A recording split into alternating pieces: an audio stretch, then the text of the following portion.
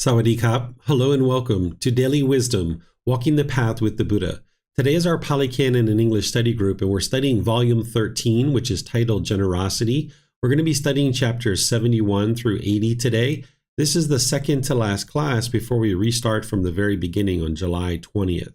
We're going to be starting from Volume 2, Chapter 1, which is the very beginning of the Pali Canon and English study group, and we're going to be spending a year and a half to go through the entire book series. That'll be the third time that I've actually gone through the entire book series and taught it from beginning to end. And of course, there's the group learning program, which is on Sunday and Wednesday, which teaches Volume 1 of the book series, which is where you develop a foundation in the path to enlightenment.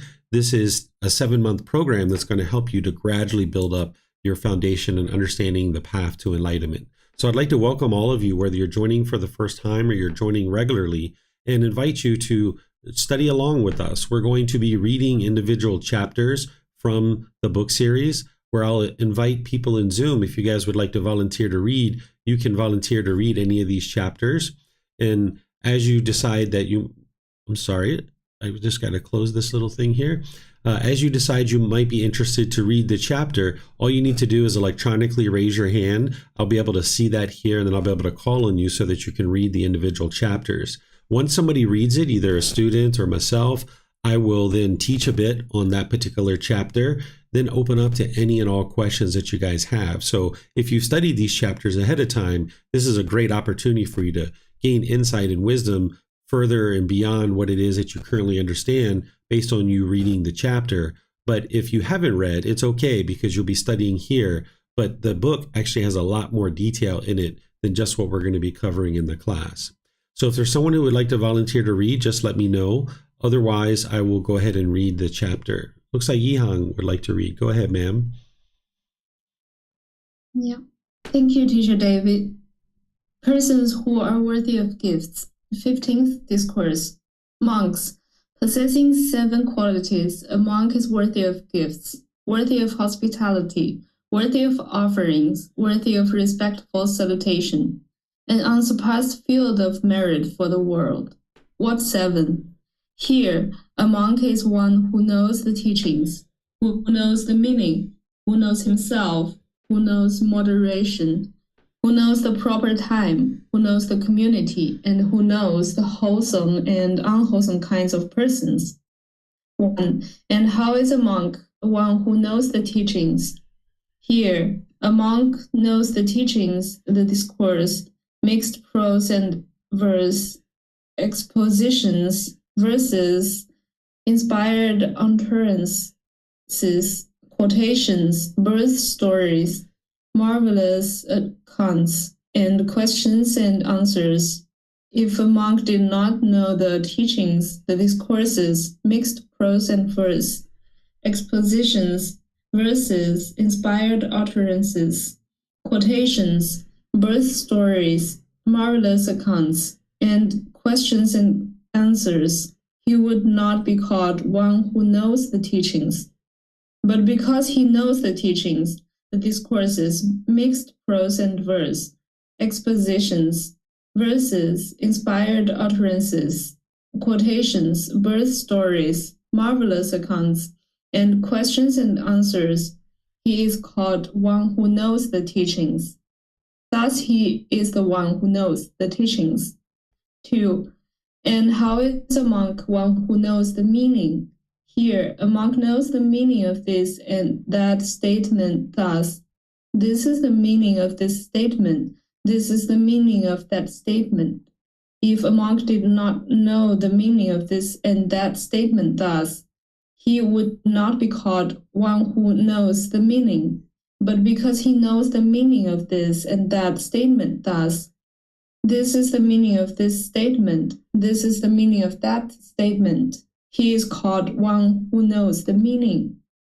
Thus he is one who knows the teachings and one who knows the meaning. 3.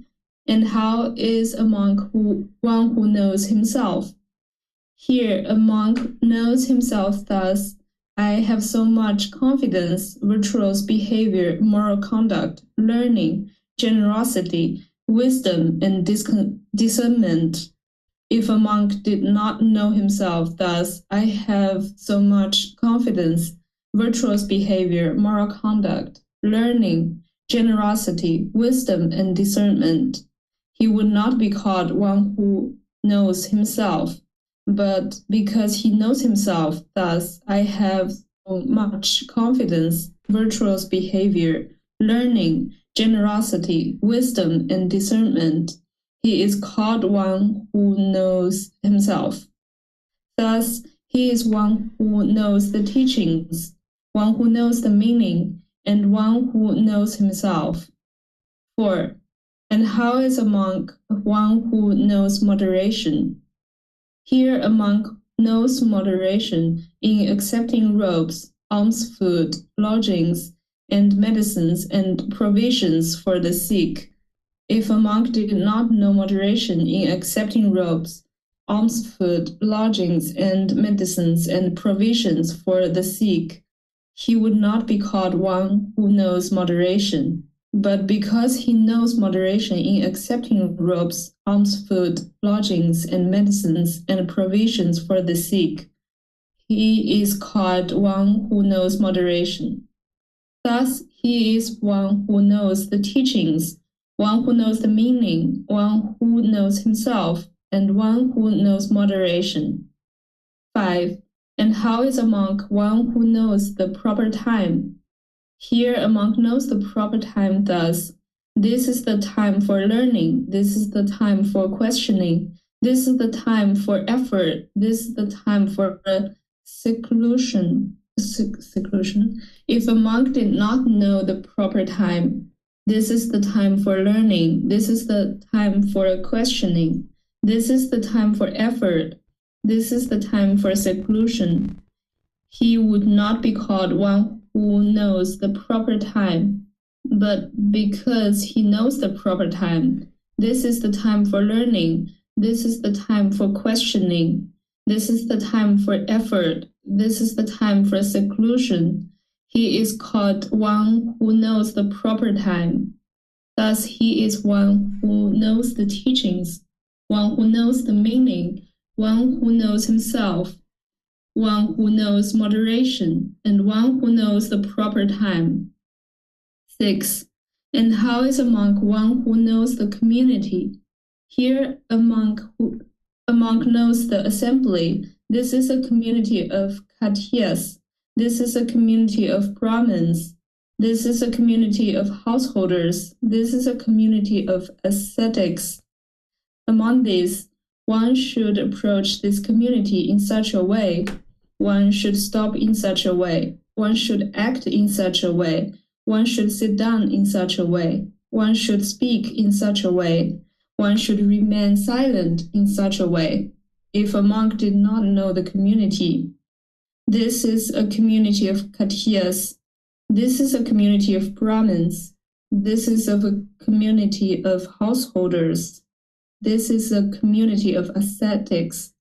Among these, one should approach this community in such a way, one should stop in such a way, one should act in such a way, one should sit down in such a way, one should speak in such a way, one should remain silent in such a way. He would not be called one who knows the community. But because he knows the community, this is a community of Khatyas, this is a community of Brahmins, this is a community of householders, this is a community of ascetics. Among these, one should approach this community in such a way, one should stop in such a way, one should act in such a way, one should sit down in such a way, one should speak in such a way, one should remain silent in such a way. He is called one who knows the community. Thus, he is one who knows the teachings, one who knows the meaning, one who knows himself, one who knows moderation, one who knows the proper time, and one who knows the community. 7. And how is a monk one who knows the wholesome and unwholesome kinds of persons? Here, a monk understands persons in terms of pairs. Two persons, one is interested to see the noble ones, one is not interested to see the noble ones. The person who is not interested to see the noble ones is in that respect blameworthy, responsible for wrongdoing. The person who is interested to see the noble ones is in that respect praiseworthy, deserving admiration, commendable. Two persons who want to see the noble ones, one is interested to hear the good wholesome teachings, one is not interested to hear the good wholesome teachings.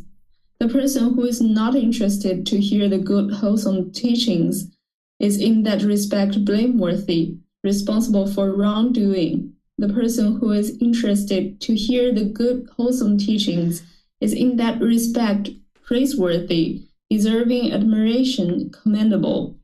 Two persons who are interested to hear the good wholesome teachings, one listens to the teachings with eager ears, one does not listen to the teachings with eager ears.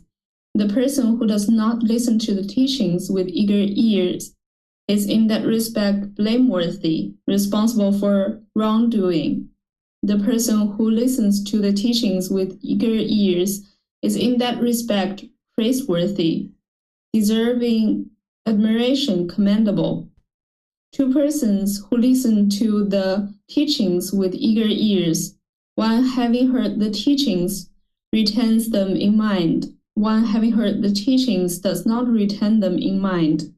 The person who, having heard the teachings, does not retain them in mind is in that respect blameworthy, responsible for wrongdoing.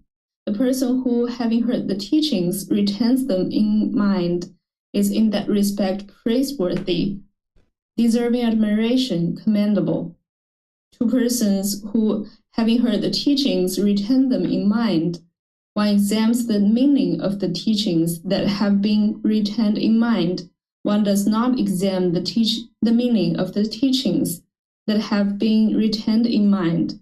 The person who does not examine the meaning of the teachings that have been retained in mind is in that respect blameworthy, responsible for wrongdoing. The person who examines the meaning of the teachings that have been retained in mind is in that respect praiseworthy, deserving admiration, commendable. Two persons who examine the meaning of the teachings that have been retained in mind, one has understood the meaning and the teachings and then practices in accordance with the teachings. One has not understood the meaning and the teachings and does not practice in accordance with the teachings. The person who has not understood the meaning and the teachings and does not practice in accordance with the teaching is in that respect blameworthy, responsible for wrongdoing. The person who understood the meaning and the teachings and then practices in accordance with the teaching is in that respect praiseworthy, deserving admiration, commendable. Two persons who have understood the meaning and the teachings and then practice in accordance with the teachings, one is practicing for his own welfare, but not for the welfare of others. One is practicing for his own welfare and for the welfare of others. The person who is practicing for his own welfare, but not for the welfare of others, is in that respect blameworthy, responsible for wrongdoing.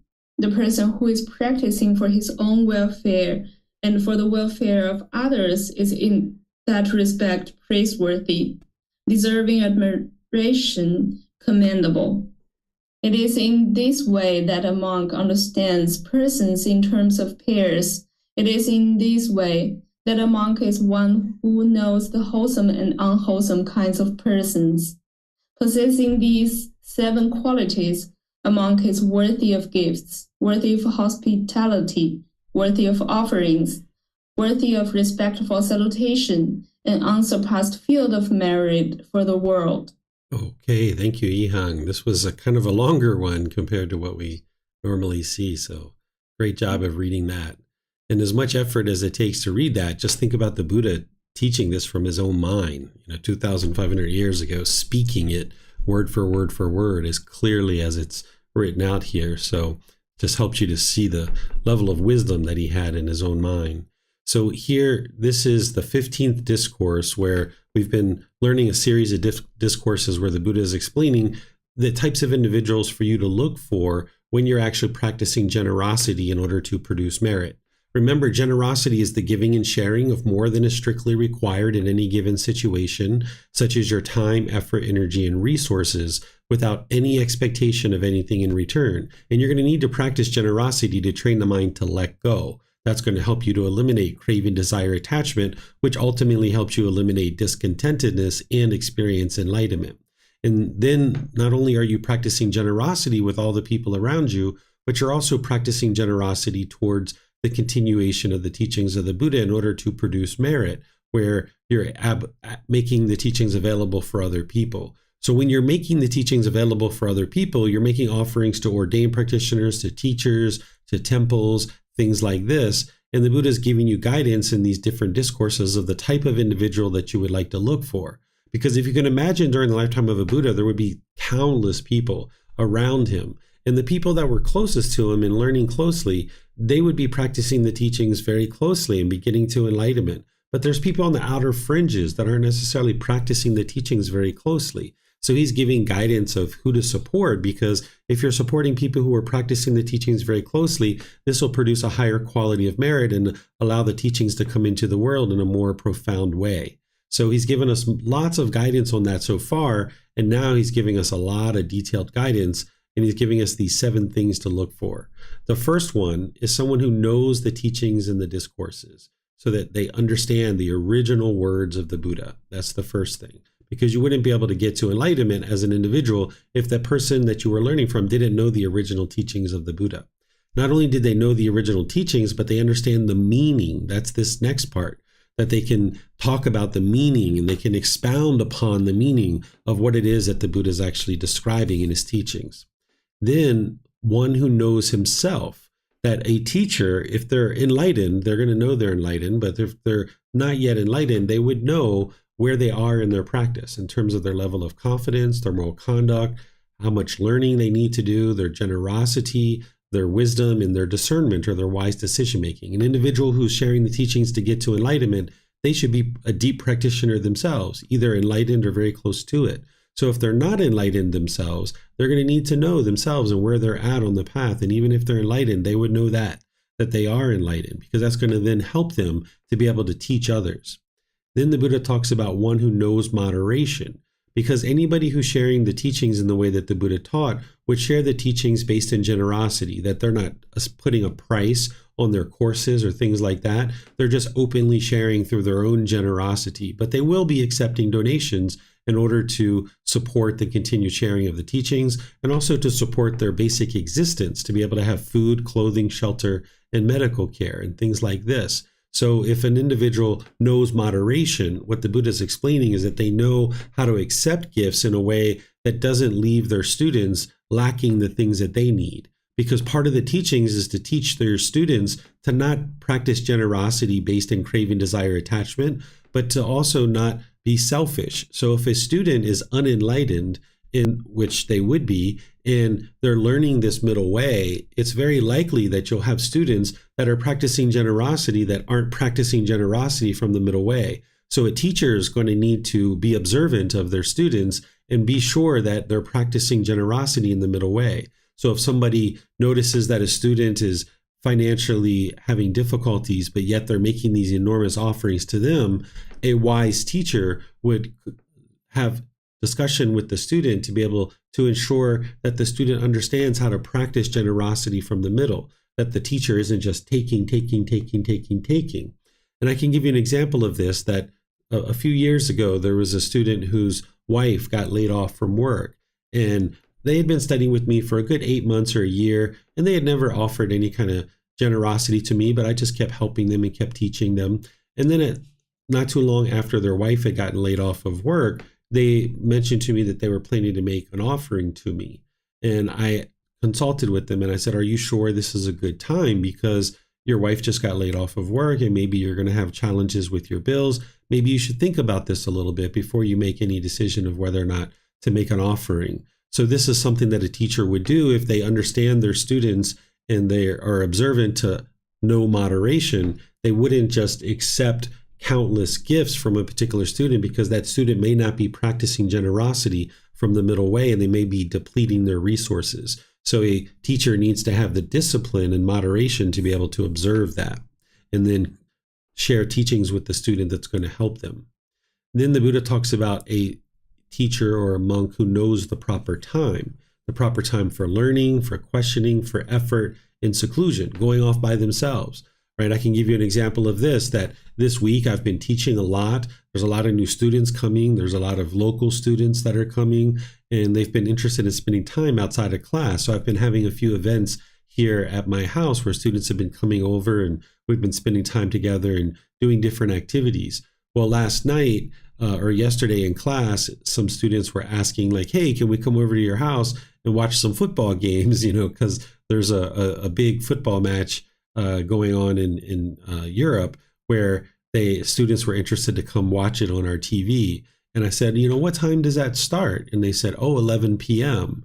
So I knew it wasn't going to be over until at least 12:30 p.m. And I've been doing a lot of teaching and going out and spending a lot of time with the students. And I let them know that maybe tonight wouldn't be the best night to do something like that. I needed time for myself, right? So you need to know time for seclusion, time to be alone, time to rest and relax. The teacher needs to balance these things: the time for learning, the time for questioning, the time for effort, but also the time to relax and be in seclusion and be with yourself as well.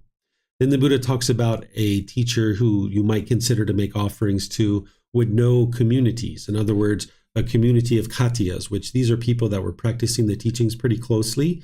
Then a community of Brahmins, which are Hindu priests, a community of householders, who are household practitioners practicing the teachings of the Buddha, and a community of ascetics, individuals who are practicing the teachings as an ordained practitioner. So an individual would know these individual communities and who's in those communities and so forth. Then the Buddha talks about this one where he says an individual would know the teachings as well, where he talks about, okay, an individual would know these wholesome types of individuals and unwholesome types of individuals as well. That an individual would be interested to see the noble ones. So a teacher who's not yet enlightened, or someone who is even enlightened, would be interested in spending time around individuals who are in one of the 4 stages of enlightenment. Doesn't mean they don't spend time with other people. It's just that they would be interested in spending time with wise individuals and helping to further cultivate wisdom. That they would also be interested in hearing the good, wholesome teachings. That's this next one that he's talking about. And then once having heard the teachings, they would listen to them with eager ears, meaning they're not just looking at their phone or listening to a YouTube video while the teacher's talking, or reading a book, or just kind of lackadaisical, not really caring about what's being talked about, but they have eager ears to listen to what's being taught with the teachings. And then he talks about one who, having heard the teachings with those eager ears, would retain the teachings in mind. They would retain them in their mind to be able to understand what they are.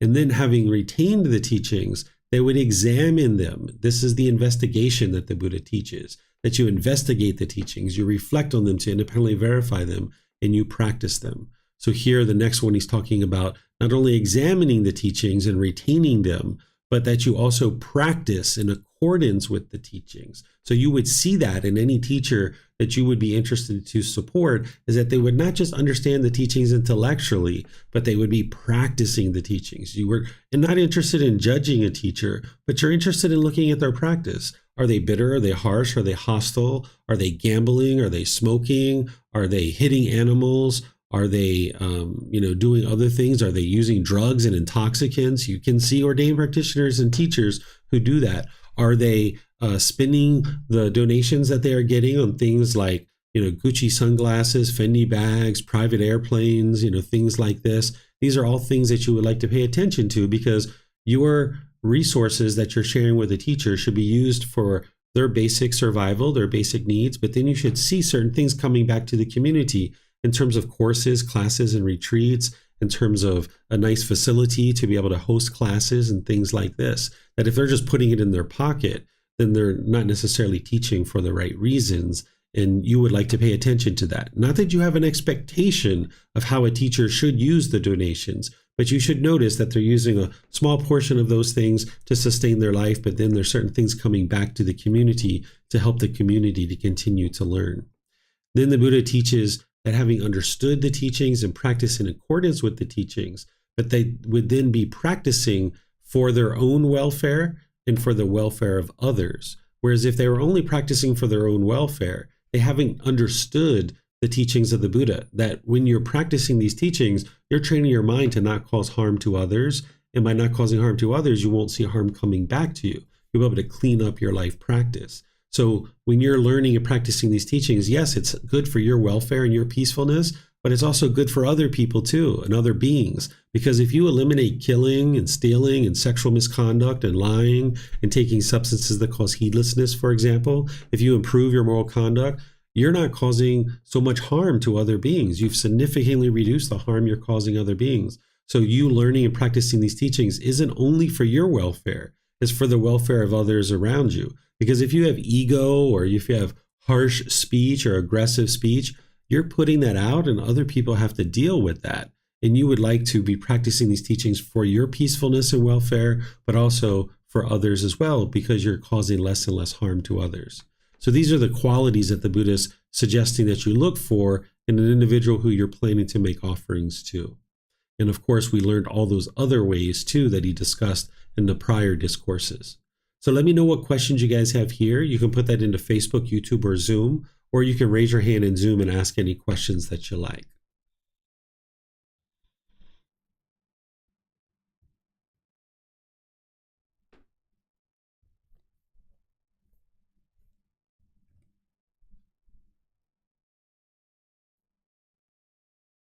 All right, I'm not seeing any questions. Oh, there we go. Yihang, you have a question, or is that to read?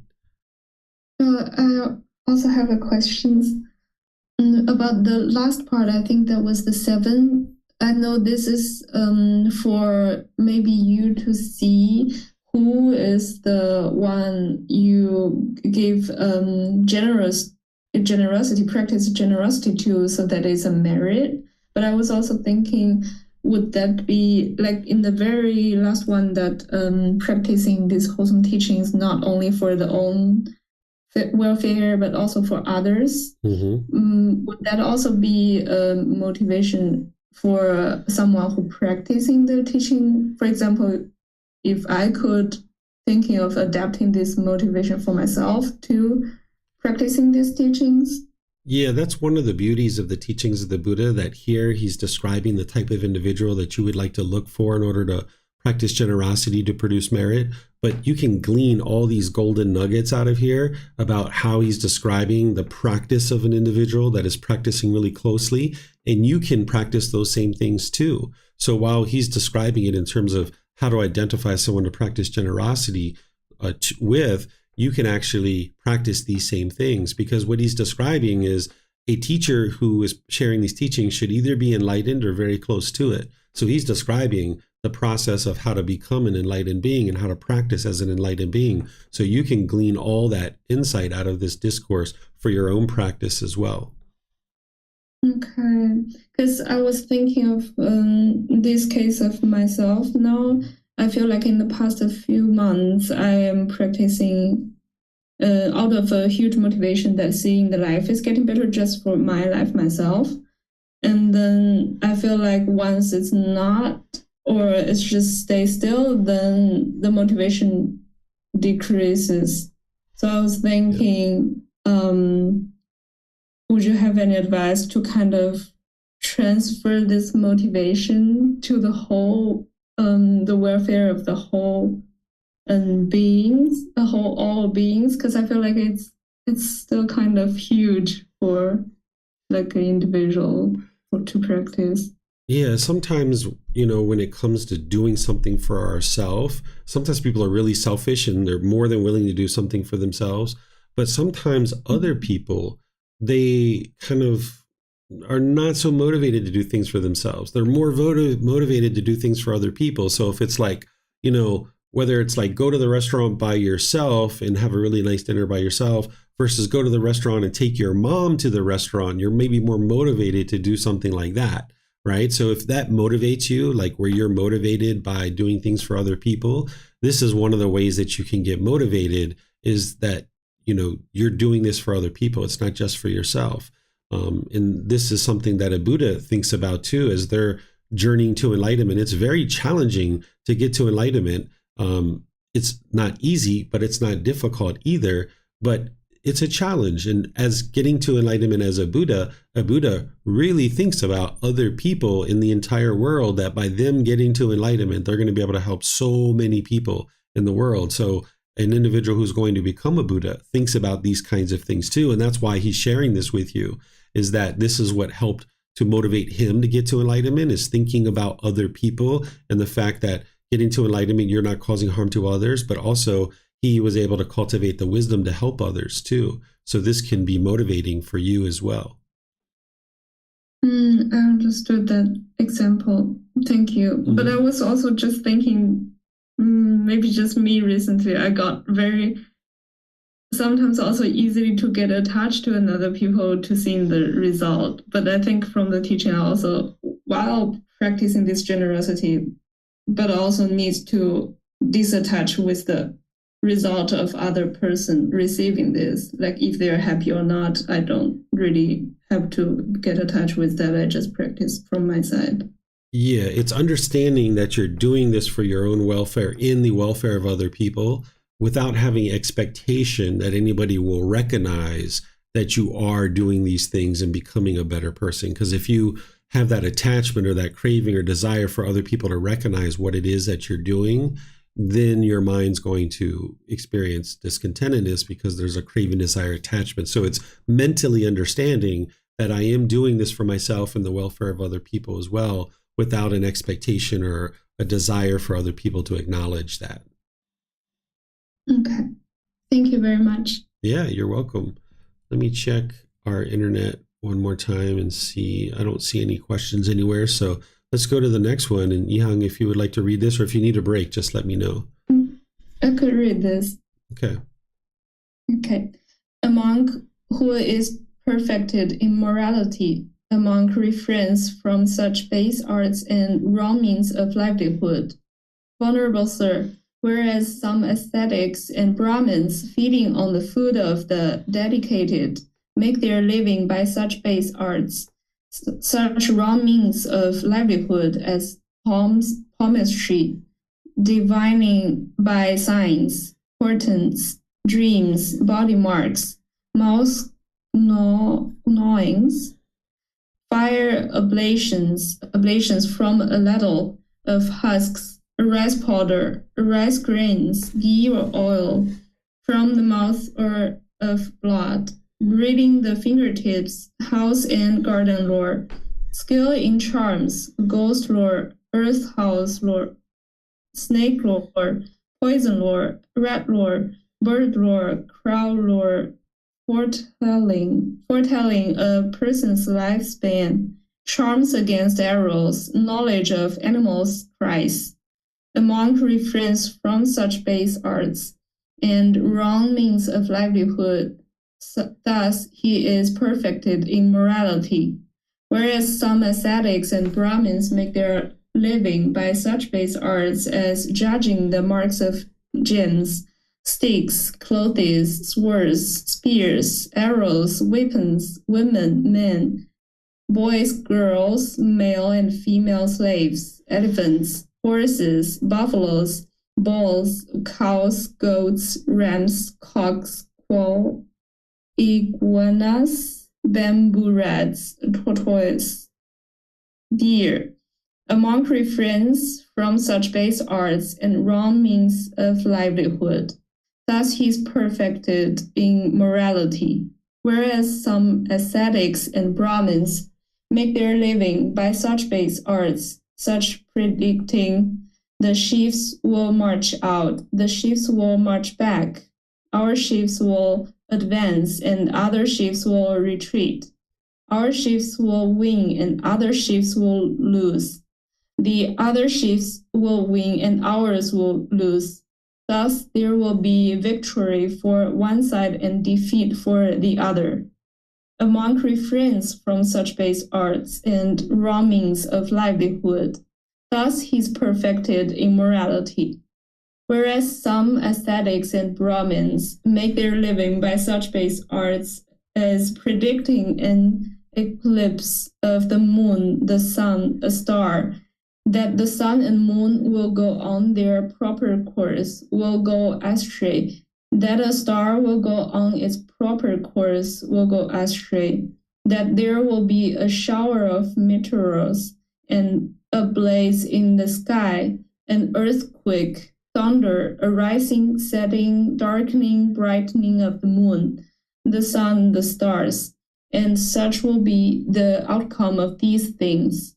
A monk refrains from such base arts and wrong means of livelihood, thus he is perfected in morality.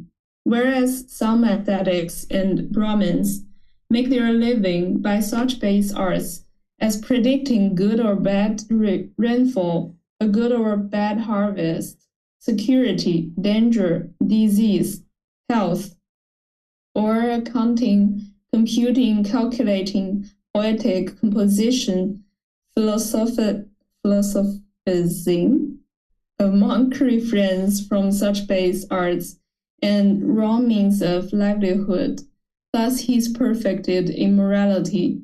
Whereas some ascetics and Brahmins make their living by such base arts as arranging the giving and taking in marriage, engagements and divorces, declaring the time for saving and standing, bringing good or bad luck, procuring abortions, using spells to bind the tongue, binding the jaw, making the hands jerk, causing deafness, getting answers with a mirror, a girl medium, a heavenly being, worshipping the sun or great Brahma god, breathing fire, invoking the goddess of luck.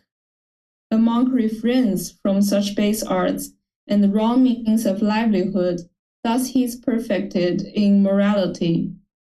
Whereas some ascetics and Brahmins, feeding on the food of the dedicated, make their living by such base arts, such wrong means of livelihood as appeasing the heavenly beings and redeeming vows to them, making earth house spells, causing virility or impotence, preparing and consecrating building sites, giving ritual rinsings and bathings, making sacrifices, giving emetics, purges, expectorants, and phlegmagogues, giving ear, eye, nose medicine, ointments, and counter-ointments, eye surgery, pediatry, using bonds to counter the side effects of previous remedies. A monk refrains from such base arts and wrong means of livelihood, thus he is perfected in morality. And then, sir, that monk who is perfected in morality sees no danger from any side owing to his being restrained by morality, just as a duly anointed Khattiya king, having conquered his enemies, by that very fact sees no danger from any side. So the monk, on account of his morality, sees no danger anywhere. He experiences in himself the blameless bliss that comes from maintaining this noble morality. In this way, sir, he is perfected in morality. Thank you, Yihang. So to understand this discourse and why the Buddha is sharing it, it's important to understand what he set up and what he was practicing during his life. When he left from the royal family, he left the royal riches of the royal family, being a prince destined to become a king. And now he went out in this life of homelessness where he walked down the street and accepted donations for food, clothing, shelter, and medical care. That oftentimes students would not only give him food and things like this, but he would be living right alongside of them. They would invite him into their home and he would teach the family, and he would teach the other villagers the teachings of what it takes to get to this enlightened mental state where the mind's peaceful and joyful. So he left behind the royal riches and entered into this life of homelessness.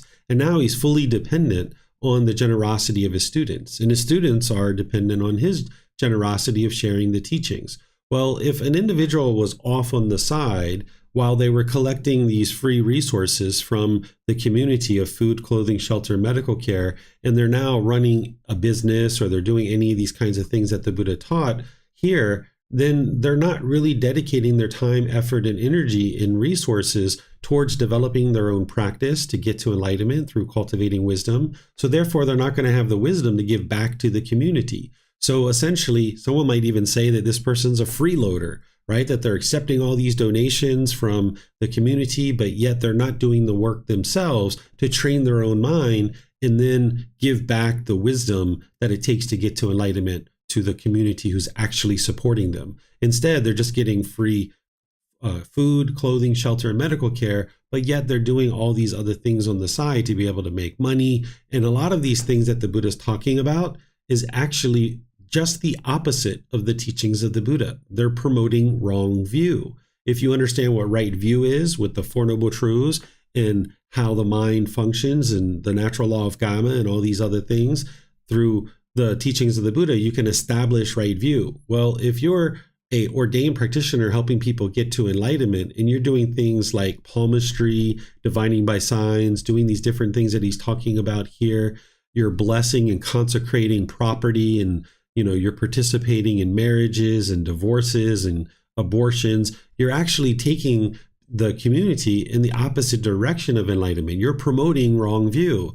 But as an ordained practitioner, it would be wise to cultivate your own mind to get to enlightenment so you have wisdom to give back to the community, rather than do something that's going to promote wrong view, which is taking the community in the exact opposite direction of what is needed. So that's why the Buddha is teaching these things, because an individual who's living on donations from their students should be dedicated to getting to enlightenment themselves and then sharing those teachings and that wisdom with the community. This is the mutual support that the Buddha created. Now, some of these things are things that ordained practitioners wouldn't do, but there's no harm in a household practitioner doing these kinds of things. So even a household practitioner doing some kind of livelihood that is promoting wrong view would be unwise. So here the Buddha is talking about accounting, computing, calculating, poetic composition and things like this. A household practitioner may very well do these things, and this would be a right livelihood for them, perhaps.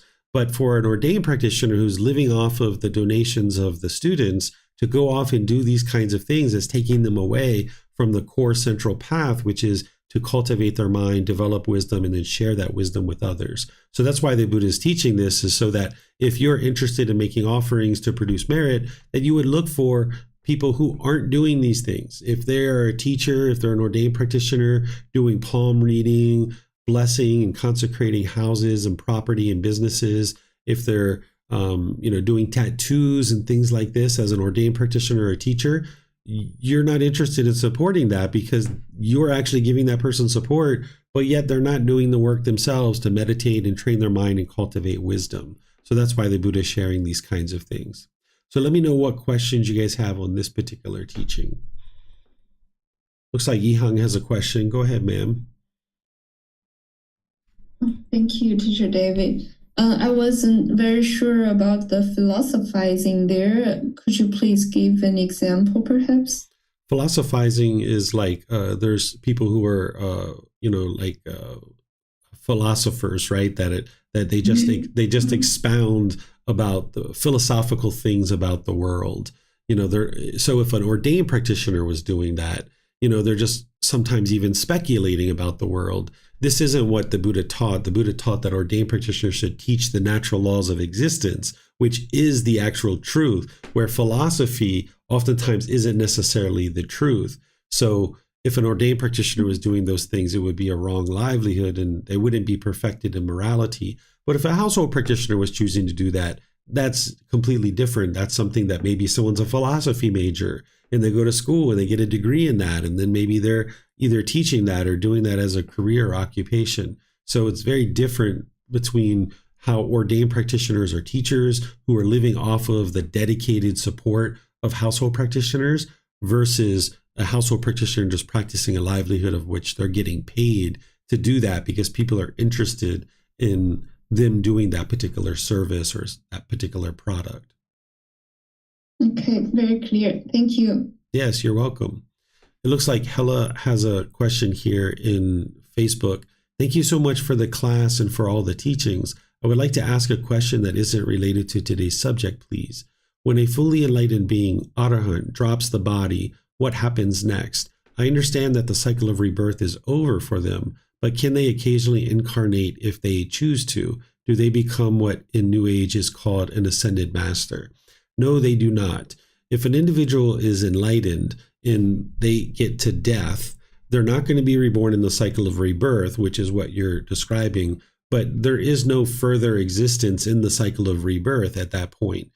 What happens next for an enlightened being is an undeclared teaching. So the Buddha doesn't declare once you get to enlightenment what is next. And I have various reasons why I think this is the case, that he leaves it as an undeclared teaching. He actually calls it out specifically as an undeclared teaching. He shares at a certain time where he says, remember what I taught. I taught this. And then he says, remember what I did not teach. I did not teach this. And he gives 10 things that he didn't teach. And one of the things that he didn't teach is what happens next for an enlightened being. But by the time you get to enlightenment, your mind is so peaceful and so joyful in the present moment, you're not going to be worried and you're not going to even care what's next. Because if there is something next, it's either as good as what you're experiencing or better. And if there isn't something next, so be it. Who cares? Your mind's already peaceful. You're already joyful in the present moment. So there's various reasons why I think the Buddha didn't teach this because of his teaching and the way that he taught. But we can talk about those if you'd like. You can also see them in the book series that I share. But there isn't any declared teaching of what happens next for an enlightened being. But we know with 100% certainty that they aren't going to be in existence in the cycle of rebirth. That is what I would share with you on that particular question. Okay, so I'm not seeing any other questions anywhere. Yusuf, I see you said something there, but if you have a clarifying question, you're welcome to clarify that. All right, Yihang, are you interested in reading this? Okay, there you go. Go ahead, ma'am. Gifts of teachings is more superior than gifts of material things. Monks, there are these two kinds of gifts, a gift of material things and a gift of the teachings. Of these two kinds of gifts, this is supreme, a gift of the teachings. There are these two kinds of sharing of material things and sharing of the teachings. Of these two kinds of sharing, this is supreme, sharing of the teachings. There are these two kinds of assistance with the material things and assistance with the teachings. Of these two kinds of assistance, this is supreme, assistance with the teachings. Okay, thank you, ma'am. So here the Buddha is essentially saying that the best thing you could ever give to anybody is the actual teachings, because that's what's going to lead to the complete elimination of anger, sadness, frustration, irritation, annoyance, guilt, shame, fear, stress, anxiety, loneliness, boredom, shyness, resentment, jealousy. All those discontent feelings and others are completely eliminated from the mind. You can't press a button and give somebody enlightenment, but you can support the teachings through your generous gifts to support temples, ordained practitioners, and teachers to be able to share the teachings. And that's the same as giving the gift of the teachings. So here the Buddha is explaining this to you so that if you decide that these teachings have been impactful for you and you're noticing the improvement to the condition of your mind in your life, and you would like to ensure that these teachings are available for future generations, the way to do that is to support the teachings. And that has been going on for 2,500 years now, that the teachings have been supported one generation after another. They're still around because they work. So this is how you give the gift of the teachings, because you could give your parents and your siblings and your friends and family members all the material things in the world, new cars, new houses, new anything, vacations, trips, and things like this. But that pales in comparison to giving them the gift of being able to learn and practice these teachings so that they can actually eliminate discontentedness and escape the cycle of rebirth. So that's why the Buddha is saying this is the supreme gift, the supreme sharing, the supreme assistance. And this is one of the reasons why I do what I do and share these teachings, because I know this is the best thing I could ever do with my life, is to share these teachings with others, to be able to help guide others to this enlightened mental state. It's the best gift you could ever give to anybody. But of course, each individual needs to do the work themselves. They need to be an independent practitioner where they're learning and growing and developing on the path, but they're going to need teachers. They're going to need resources. They're going to need centers in order to learn and grow and develop. So that's what our generosity does, is it supports the continued sharing of the teachings by having centers, by having meditation cushions and projectors and sound equipment, lighting, computers, places to share the teachings, books and resources and all these things that are needed. And as you're practicing the generosity, it's actually helping your mind to eliminate craving, desire, attachment so that you can get closer and closer to enlightenment, as well as helping other people get access to the teachings. So let me know what questions you guys have here.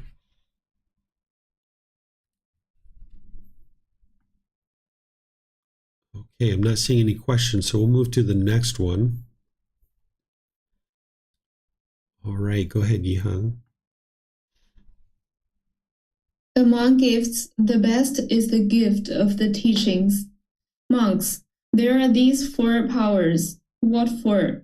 The power of wisdom, the power of energy, the power of blamelessness, and the power of sustaining a favorable relationship. 1. And what, monks, is the power of wisdom? One has clearly seen and explored with wisdom those qualities that are unwholesome and considered as unwholesome, those that are wholesome and considered as wholesome, those that are blamable and considered as blamable, those that are blameless and considered as blameless, those that are dark and considered as dark, those that are bright and considered as bright, those that should not be cultivated and are considered as not to be cultivated, those that should be cultivated and are considered as to be cultivated, those that are unworthy of the noble ones and considered as unworthy of the noble ones, those that are worthy of the noble ones and considered as worthy of the noble ones. This is called the power of wisdom. 2. And what is the power of energy?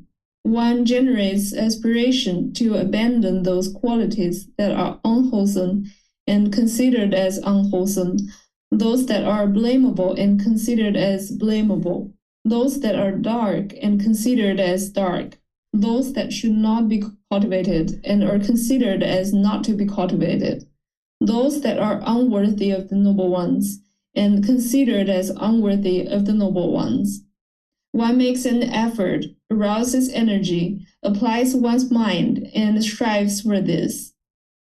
One generates aspiration to obtain all those qualities that are wholesome and considered as wholesome, those that are blameless and considered as blameless, those that are bright and considered as bright, those that should be cultivated and are considered as to be cultivated, those that are worthy of the noble ones and considered as worthy of the noble ones. One makes an effort, arouses energy, applies one's mind, and strives for this. This is called the power of energy. 3. And what is the power of blamelessness? Here, a noble disciple engages in blameless bodily, verbal, and mental conduct. This is called the power of blamelessness. 4. And what is the power of sustaining and favorable relationship? There are these 4 means of sustaining a favorable relationship: giving, endearing speech, beneficent conduct, and equality. Among gifts, the best is the gift of the teachings. Among types of endearing speech, the best is repeatedly teaching the teachings to one who is interested in it, and listens with eager ears. Among types of beneficent conduct, the best is when one encourages, settles, and establishes a person without confidence in the accomplishment of confidence, an unwholesome person in the accomplishment of virtuous behavior, a selfish person in the accomplishment of generosity, and an unwise person in the accomplishment of wisdom. Among types of equality, the best is that a stream enterer is equal to a stream enterer. A once returner is equal to a once returner.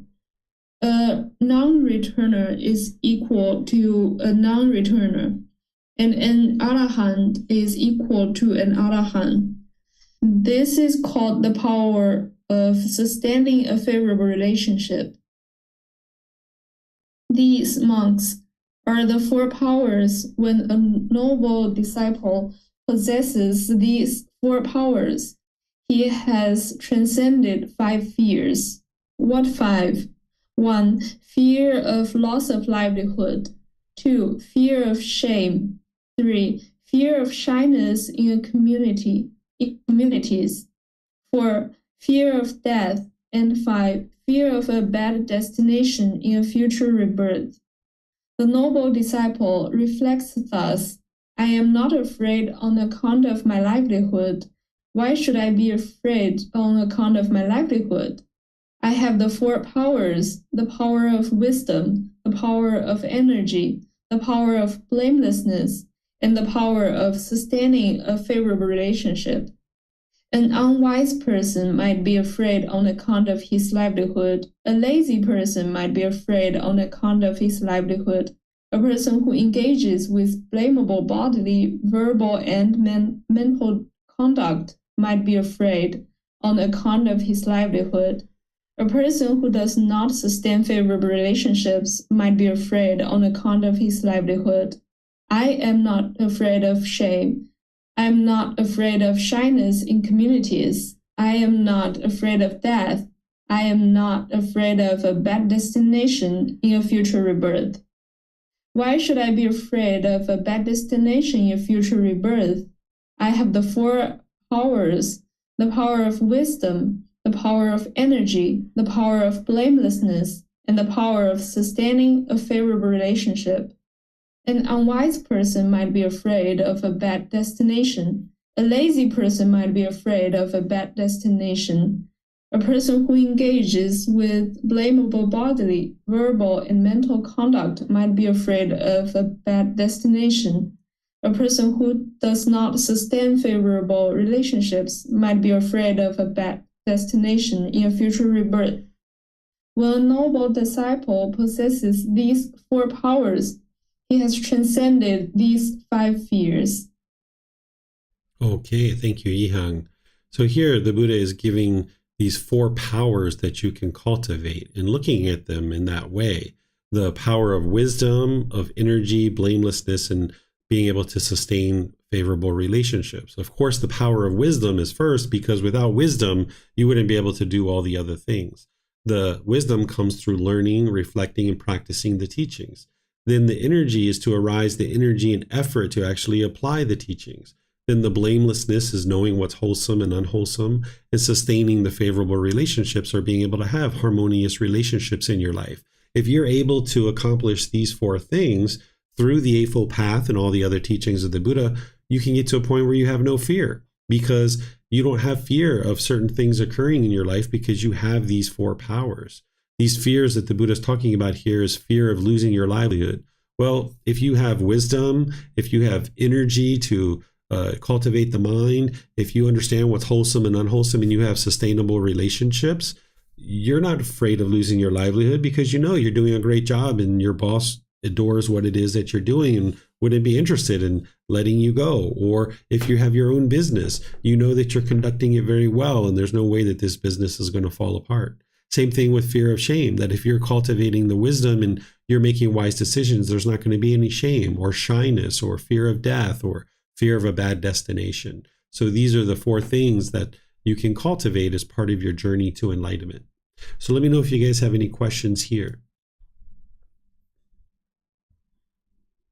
All right, I'm not seeing any questions anywhere. So now we go to chapter 75.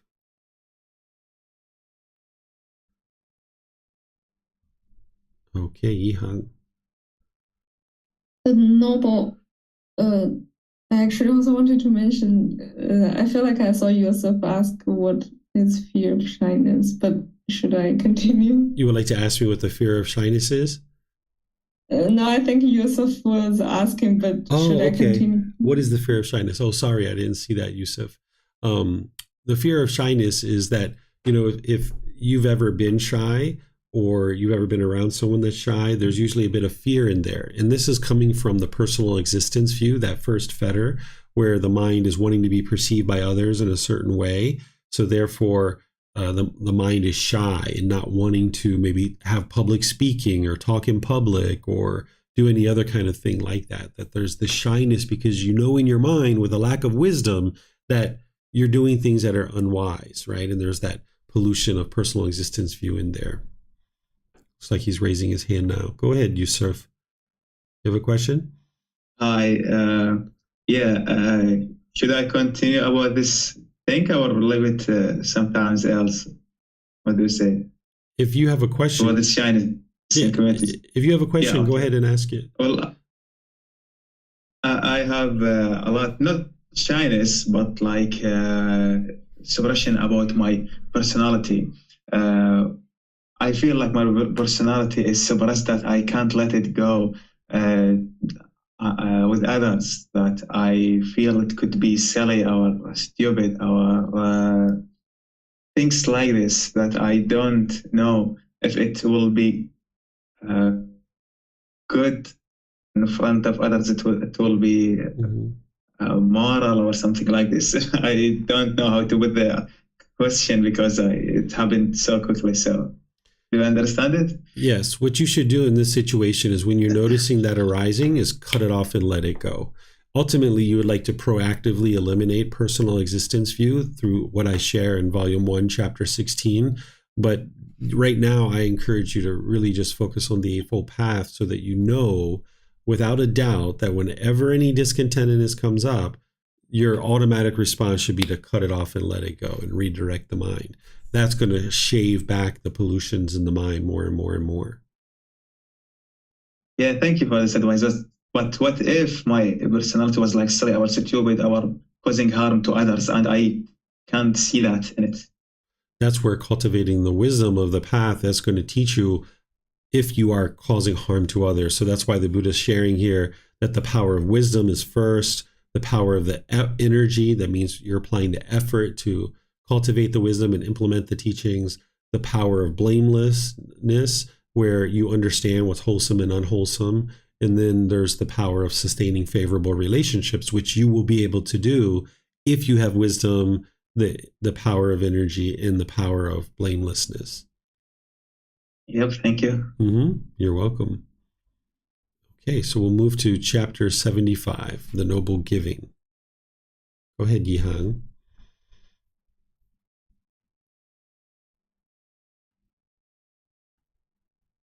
You did with me, not Ihan. Thank you. The noble giving. First discourse. The noble disciple, householder, who possesses four things is a stream enterer, no longer bound to the world fixed in destiny, with enlightenment as his destination. What for? Here, householders. 1. A noble disciple possesses confirmed confidence in the Buddha. Thus, the perfectly enlightened one is an arahant, perfectly enlightened, accomplished in true wisdom and conduct, fortunate, a knower of the worlds, unsurpassed, leader of persons to be tamed, teacher of heavenly beings and humans, the enlightened one, the fortunate one. 2. He possesses confirmed confidence in the teachings. Thus, the teachings are well expounded by the perfectly enlightened one, directly visible, immediate, inviting one to come and see, applicable, to be personally experienced by the wise. 3. He possesses confirmed confidence in the community thus. The community of the perfectly enlightened one's disciples is practicing the wholesome way, practicing the straight way, practicing the true way, practicing the proper way. That is, the 4 pairs of persons, the 8 types of individuals. This community of the perfectly enlightened one's disciples is worthy of gifts, worthy of hospitality, worthy of offerings, worthy of respectful salutation, the unsurpassed field of merit for the world. 4. He resides at home with a mind free of the stain of selfishness, freely generous, open-handed, joyful in letting go, one devoted to charity, joyful in giving and sharing. A noble disciple who possesses these 4 things is a stream enterer, no longer bound to the nether world, fixed in destiny, with enlightenment as his destination. Okay, thank you, Yihang. So this is just one discourse where the Buddha is talking about certain qualities that an individual will have having gotten to the first stage of enlightenment. These aren't the only 4 things that someone will possess in order to get to the first stage of enlightenment, but they are 4 individual things. And having gotten to the first stage of enlightenment, you will get to enlightenment, either in this life or a future life. You're no longer bound to the nether world, meaning you will no longer be reborn into the lower realms of hell, animal, or afflicted spirits. If you die in the stage of stream entry of the first stage of enlightenment, you will be reborn back into the human world no more than 7 times before you ultimately will get to enlightenment. That's why the Buddha says that a stream enterer is fixed in destination. And some of the qualities this individual has, among others, is they have confirmed confidence in the Buddha, because they would have seen such significant progress to the condition of their mind in their life that they would have this confirmed confidence in the Buddha. And they would know that for sure that he was an actual Buddha, because they wouldn't have been able to get to that first stage of enlightenment and that significant improvement to the condition of the mind in their life without having learned these teachings that he shared. And they would also then have confirmed confidence in the teachings as well, because they would have seen that these teachings lead to that improved condition of mind and the improved condition of life. They would also have confirmed confidence in the community, because not only is a teacher helping you, but your community that you're part of is as well. Like Yihang being very polite and respectful and generous, reading. She also was respectful to Yusuf and alerting the teacher that he asked a question even though I didn't see it. And you can model this conduct from the other members of the community. You can see people around you that are practicing the teachings and you're like, wow, I really like how they did that. I would like to incorporate some of that. So maybe if you see something here in our classes or when you spend time with us in real life, you can observe certain people practicing the teachings very closely. And now you have confidence in this community that they're practicing the teachings closely and they're here to support you and encourage you along the path. And then the whole reason why this one is in the book is one of the qualities of a stream enterer is that they will be freely generous. They will have been accomplished in generosity, where they will live open-handedly and be joyful in sharing and giving to others. And this is part of what has led to their development of the mind to get to the first stage of enlightenment. So you wouldn't even be able to get to the first stage of enlightenment without practicing a certain degree of generosity. So that's why this is in this book, because you're going to need to practice generosity. While this is the 13th book of the book series, and it's the last book of the book series, this is such an important practice that I can't emphasize it enough, how important it is to practice generosity every single day and frequently be practicing it every single day. And it doesn't mean that you're giving $500 every single day to somebody, but your time, your effort, your energy, and your resources, you would like to frequently be giving, because this is what's going to train your mind to let go, let go, let go. Okay, so this is some of the 4 qualities that an individual getting to the first stage of enlightenment will be practicing. Let me know what questions you guys have here.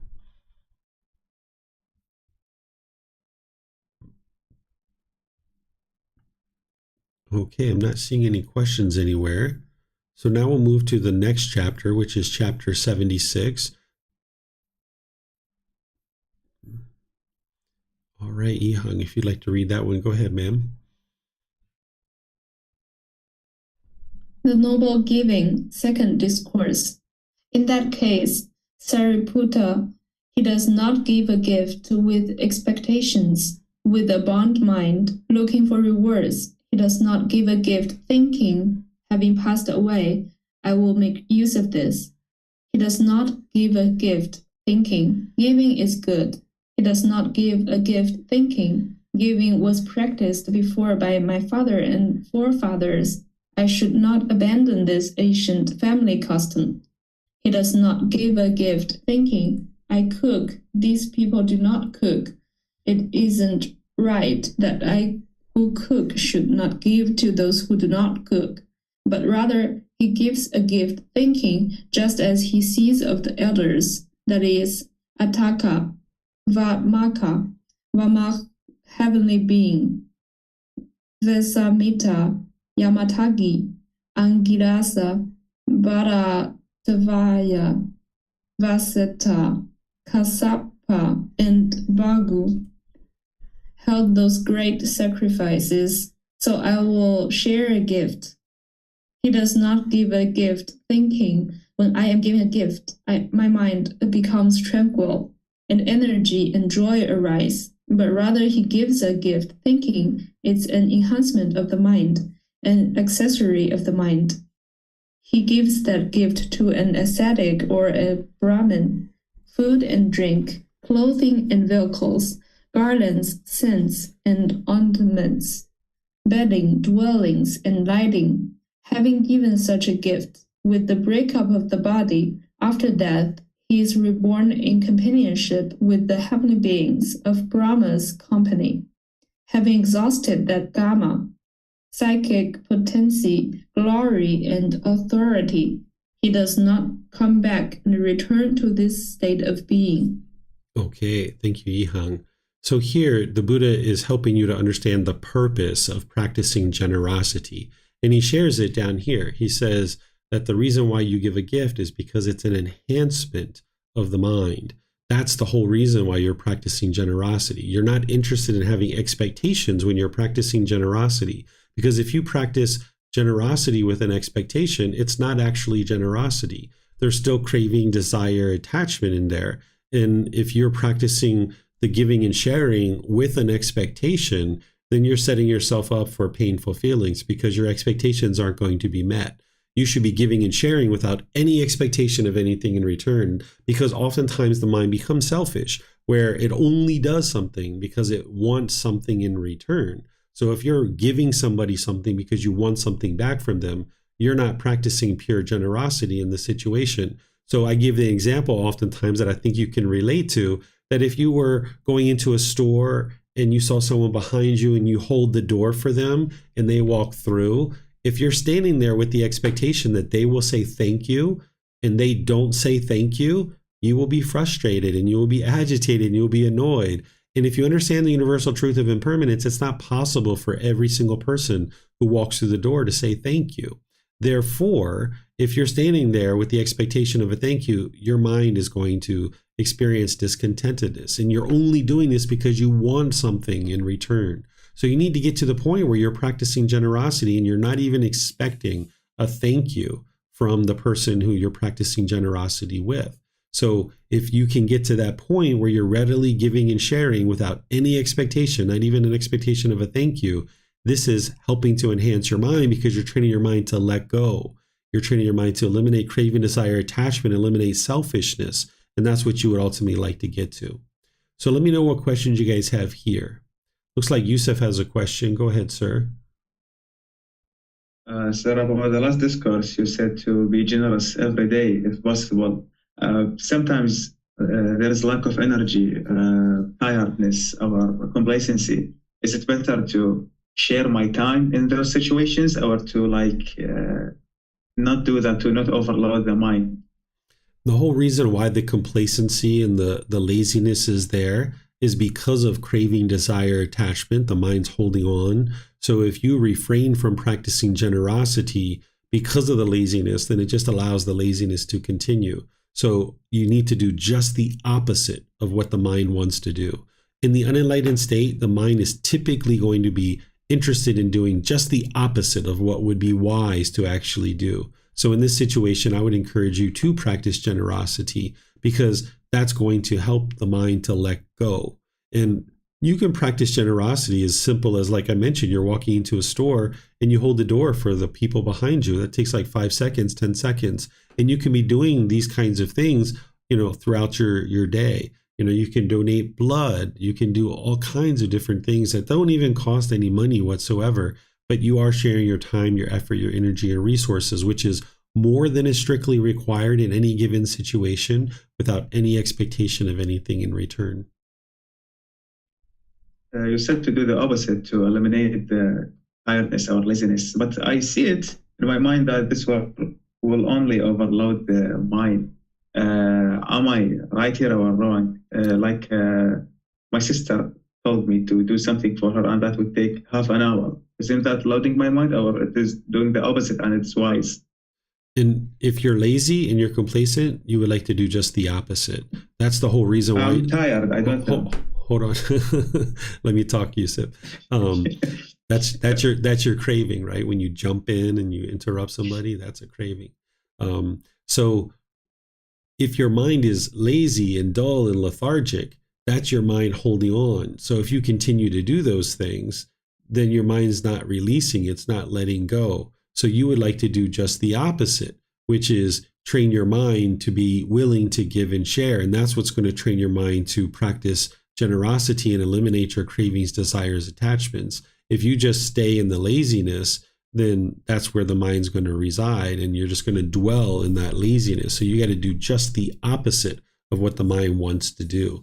And that's why the mind continues to be lazy. That's why you haven't been able to eliminate it yet, because you continue to do that. So you're going to need to do something new. You're going to have to let go of this old way of thinking and what the mind's holding on to, and do just the opposite. The funny way that I do to eliminate this laziness is to eat a lot, because eating gives me happiness. So I think it's a good way. But yeah, I know it is not. I will do yours. So yeah. So what you just described is you're going from one craving to another craving, right? So you haven't actually solved anything. That if your mind is lazy and dull and lethargic, there's some craving that's producing that.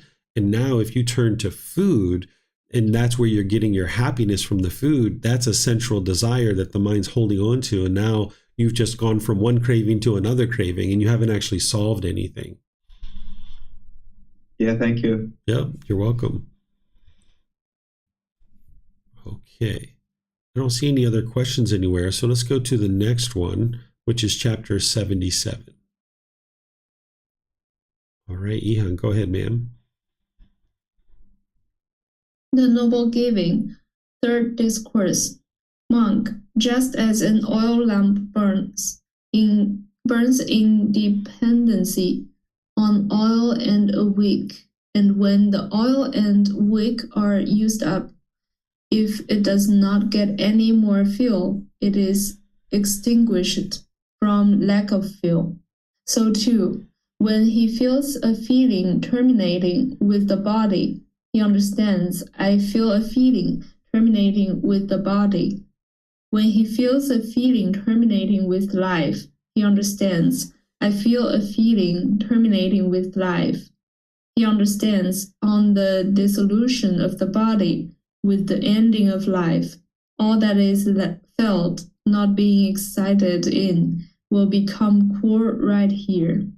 Therefore, a monk possessing this wisdom possesses the supreme foundation of wisdom. For this monk is the supreme noble wisdom, namely the wisdom of the destruction of all discontentedness. His liberation, being founded upon truth, is unshakable. For that is false, monk, which has a misleading nature, and that is true, which has a non-misleading nature, nibbana, enlightenment. Therefore, a monk possessing this truth possesses the supreme foundation of truth. For this monk is the supreme noble truth, namely nibbana, enlightenment, which has a non-misleading nature. Formerly, When he was unwise, unknowing of true reality, he undertook and accepted material possessions. Now he has abandoned them, cut them off at the root, made them like a palm stump, done away with them so that they are no longer subject to future arising. Therefore, a monk possessing this letting go possesses the supreme foundation of letting go. For this monk is the supreme noble letting go, namely the mentally letting go of all material possessions. Formerly, when he was unwise, unknowing of true reality, he experienced craving, desire, and attachment. Now he has abandoned them, cut them off at the root, made them like a palm stump, done away with them so that they are no longer subject to future arising. Formerly, when he was unwise, unknowing of true reality, he experienced anger, ill will, and hate. Now he has abandoned them, cut them off at the root, made them like a palm stump, done away with them so that they are no longer subject to future arising. Formerly, when he was unwise, unknowing of true reality, he experienced ignorance and delusion. Now he has abandoned them, cut them off at the root, made them like a palm stump, done away with them so that they are no longer subject to future arising. Therefore, a monk possessing this peace possesses the supreme foundation of peace. For this monk is the supreme noble peace, namely the elimination of craving, desire, anger, hatred, and ignorance, delusion. So it was with reference to this that it was said, one should not neglect wisdom, should preserve truth, should cultivate letting go, and should train for peace. Okay, thank you, Yihang. So here the Buddha is explaining that one should cultivate wisdom. That's the ultimate goal. That preserves the truth, that you're able to learn, you're able to intellectually understand, investigate, and examine his teachings. And you're reflecting on them to independently verify each individual aspect. And then you're practicing and training the mind to let go. And this is what trains the mind to experience the peace and the joy. And that's exactly what the Buddha is describing here, eliminating craving, anger, and ignorance, the three poisons or the three unwholesome roots or the three fires. And you need to eliminate them so that they're no longer subject to future arising. That's what the Buddha is describing, is that it's almost like taking a rag and wringing out every last little drop. So don't ever convince yourself that any one of these particular fetters are eliminated from the mind, because as soon as you convince yourself that the game is over, one of them are going to rise their head up and you're going to miss it because you're not paying attention. It's like that game Whack-A-Mole where you're hitting the moles that are popping their head up. If you think the game's over, you'll put the mallet down. But next thing you know, boom, here comes one popping their head up and you're going to miss it because you don't have the mallet in your hand. So if you stay vigilant and dedicated and diligent, and the Buddha is describing here cultivating the four foundations of mindfulness to a certain degree, that's what he's talking about at the beginning, that if you stay diligent with those four foundations of mindfulness, that whenever you notice a bodily sensation arising associated with craving, desire, attachment, that you cut it off and let it go. If you notice that the mind is experiencing a conditioned feeling, you cut it off and let it go. You need to cut this back closer and closer until you ultimately uproot it out of the mind. Okay, so let me know what questions you guys have here.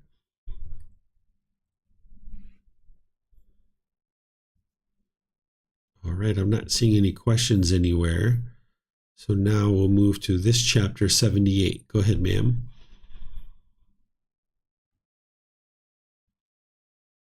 The path of the teachings surpasses giving. Surely giving is praised in many ways, but the path of the teachings surpasses giving. For in the past and even long ago, the wholesome and wise ones attained Nibbana, enlightenment. Okay, so what the Buddha is talking about here is how, yes, generosity is very important, but he's emphasizing how sharing the teachings surpasses that has generosity embedded in it, that as you're sharing the path to enlightenment and helping people to understand the path to enlightenment, that this is the best thing that you could ever do is share the teachings that lead to enlightenment. So not everyone who gets to enlightenment is going to be a teacher, but some people will choose to be a teacher. And this will help you in your journey, that if you've decided that you're going to be a teacher, that understand that you're going to be practicing a significant amount of generosity with your students. And that's going to help your practice to help you get closer and closer to enlightenment itself. So while giving is very important and it's highly praised and it's needed in order to even get to the first stage of enlightenment, if you're interested in sharing the teachings, that's another form of generosity in producing merit. Someone who's sharing the teachings, they're practicing generosity. They're also producing a significant amount of merit in the world. And that this is going to lead to one's enlightenment if they're not enlightened yet by the time they actually start sharing the teachings. So let me know what questions you guys have here on this teaching. Okay, just a short one there. So let's move to the next one, which is chapter 79.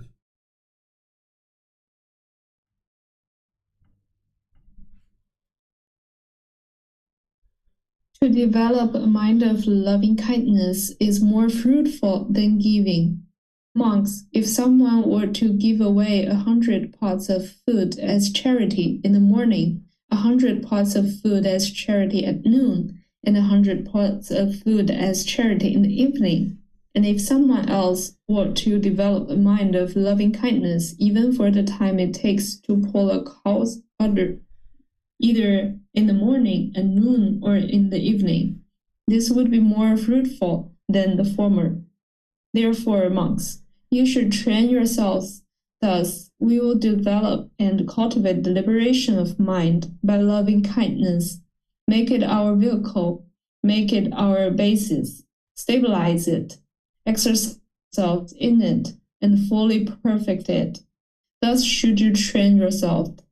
Okay, so what the Buddha is describing here is that if there was a choice between practicing generosity and practicing loving kindness in loving kindness meditation, that you should practice loving kindness. And that's going to be more fruitful than actually practicing generosity. And that's not to diminish how important generosity is, but it's just saying that loving kindness is even more important. The reason why is because the opposite of loving kindness is anger and hatred and ill will. And as long as you've got that in the mind, it's going to come out through your intentions, speech, and actions. And now you're going to be practicing in such a way that you're being hostile and bitter and harsh to other people. And now that's all going to come back to you. So you're putting out harm into the world. So while generosity is putting wholesomeness into the world, if you're at the same time being angry and hateful and bitter, it's actually counteracting and not helping you in the way that loving kindness and loving kindness meditation would. So he's showing you the priority here. So he prioritizes breathing mindfulness meditation. He then prioritizes loving kindness meditation because that's training your mind to eliminate craving, desire, attachment, and loving kindness. He's not sharing that here in this particular discourse, but I'm just sharing with you in the totality of his teachings. He prioritizes breathing mindfulness meditation, loving kindness meditation, and then after that is improving your moral conduct.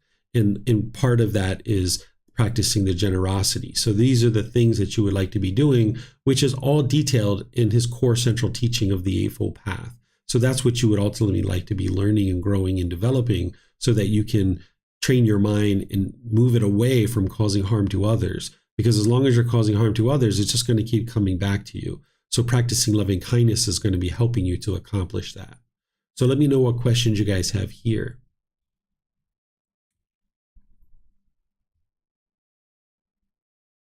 Okay, I'm not seeing any questions anywhere. So now we'll go to the last chapter for today. Go ahead, Yihang. Result of developing and cultivating a mind of loving kindness. Monks, suppose there was a sharp-pointed spear, and a man would come along thinking, I will bend back this sharp-pointed spear with my hand or fist, twist it out of shape, and twirl it around. What do you think, monks? Would it be possible for that man to do so?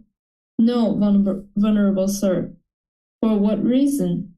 Because it is not easy to bend back that sharp-pointed spear with one's hand or fist, to twist it out of shape, or to twirl it around, that man would only experience fatigue and frustration.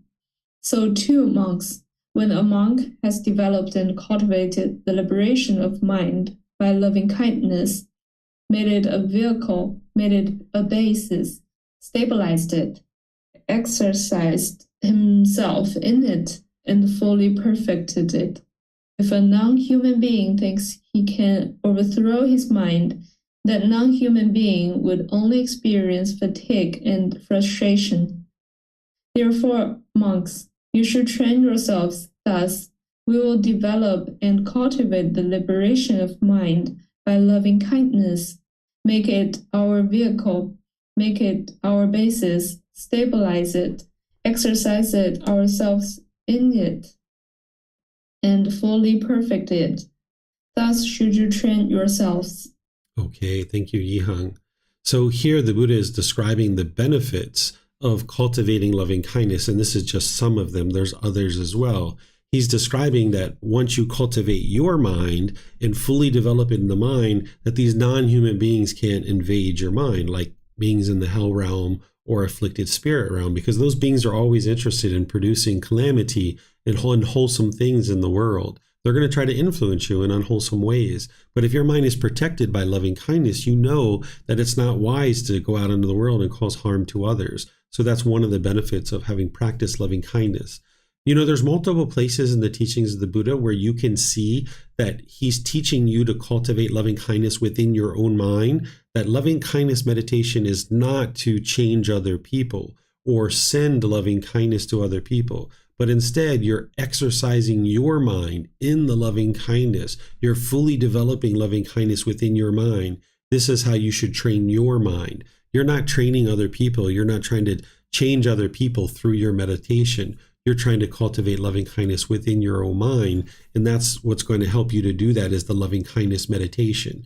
And then you go out into the world and you practice being loving and kind through your intention, speech, and actions.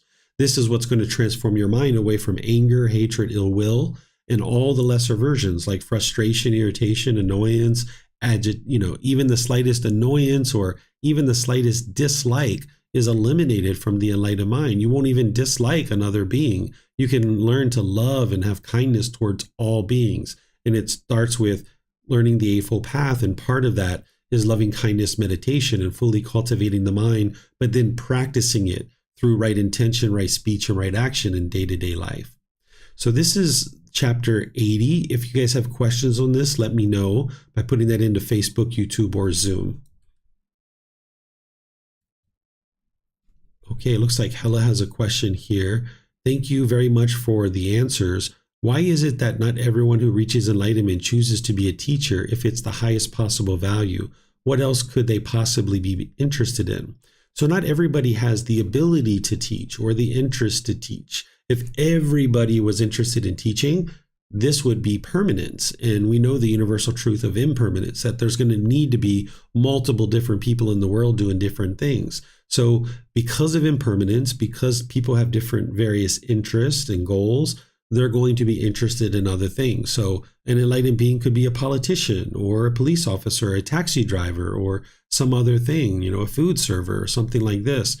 Getting to enlightenment means that you've trained your mind and fully developed it, purified it. It's no longer experiencing any discontentedness, but that doesn't mean you have the skills or the ability to share the teachings in the world. Your contribution to the world may be something different. Like I mentioned, you might just really enjoy sweeping streets or serving food or driving a car or a taxi or something like this. So yes, it is one of the best things you could do is to share the teachings, but an enlightened being, even as a nurse, for example, or a taxi driver, they're going to be doing that in a very loving and kind and warm and gentle way as an enlightened being.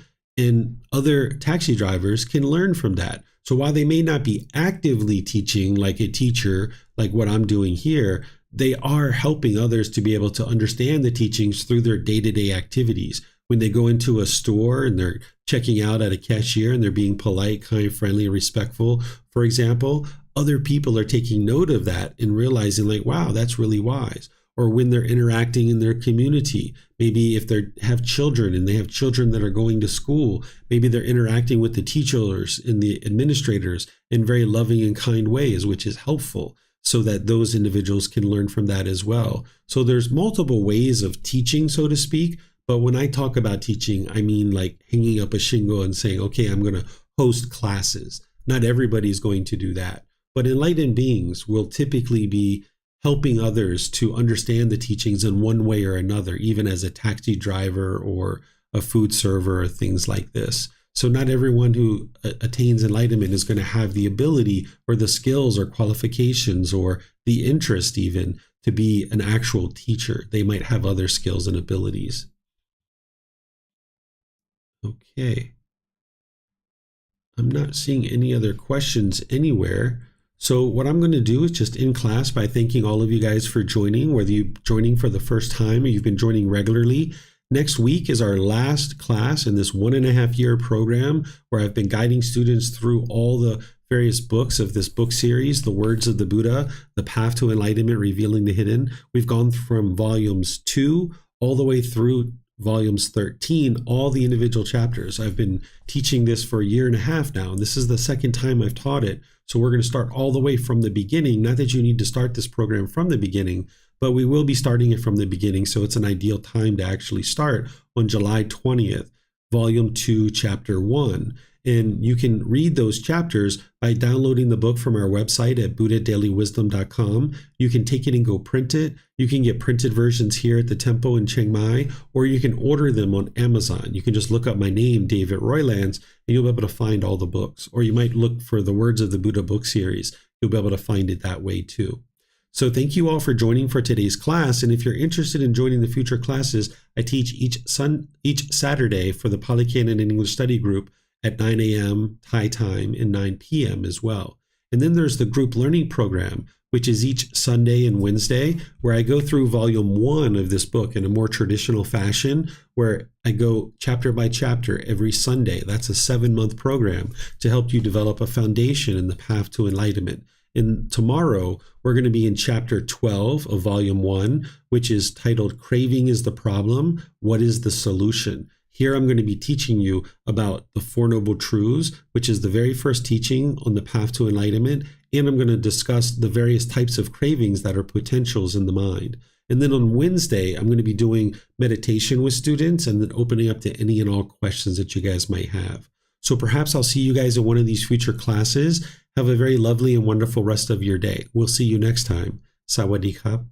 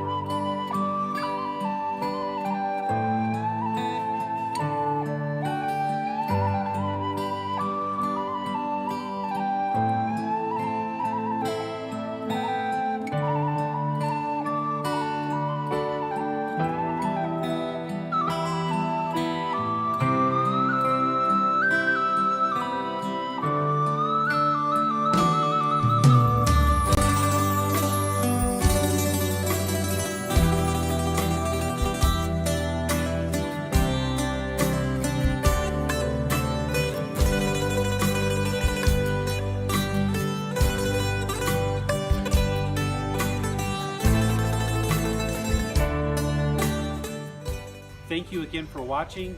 Enjoy your meditation. Look forward to seeing you online and answering any questions that you might have.